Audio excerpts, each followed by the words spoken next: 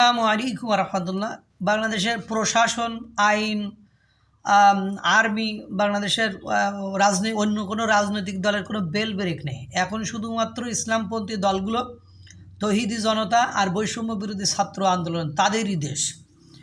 এটার বাস্তব প্রমাণ চট্টগ্রামে বসন্ত উৎসব রেলওয়ে কর্তৃপক্ষ অনুমতি দিয়েছিল।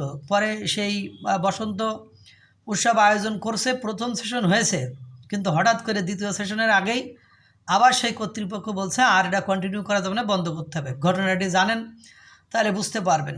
গতকাল শনিবার চট্টগ্রাম সিআরবি এলাকায় হঠাৎ করে বসন্ত উৎসব বাতিল করা হয়েছে। প্রমা আবৃত্তি সংগঠন দিনব্যাপী এই উৎসবের আয়োজন করেছিল। সকালে সিআরবি এর শিরিষতলায় প্রথম অধিবেশন নির্বিঘ্নে চললেও দুপুরের পরের সেশনটি বন্ধ করতে বাধ্য হয় সংগঠনটি।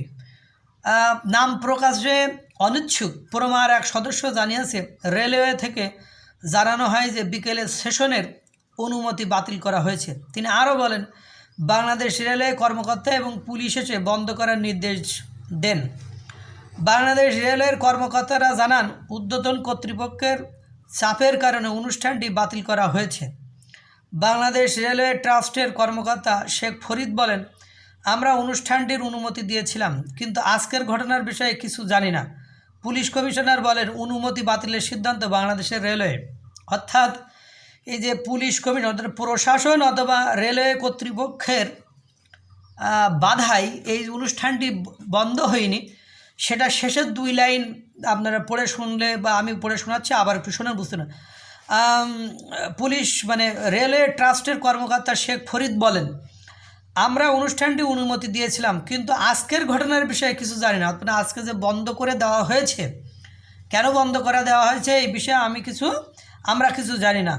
আবার ওদিকে পুলিশ কমিশনার উনি বলছেন, অনুমতি বাতিলের সিদ্ধান্ত বাংলাদেশ রেলওয়ের, আমাদের নয়।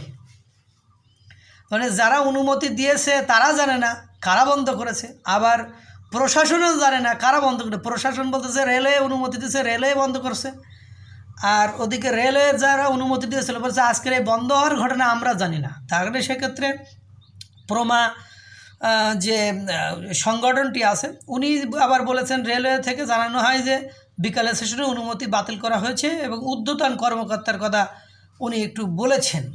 তাহলে এখন বলছেন বাংলাদেশে বসন্ত বরণ উৎসব বা বসন্ত উৎসব হবে, সেটা বন্ধ।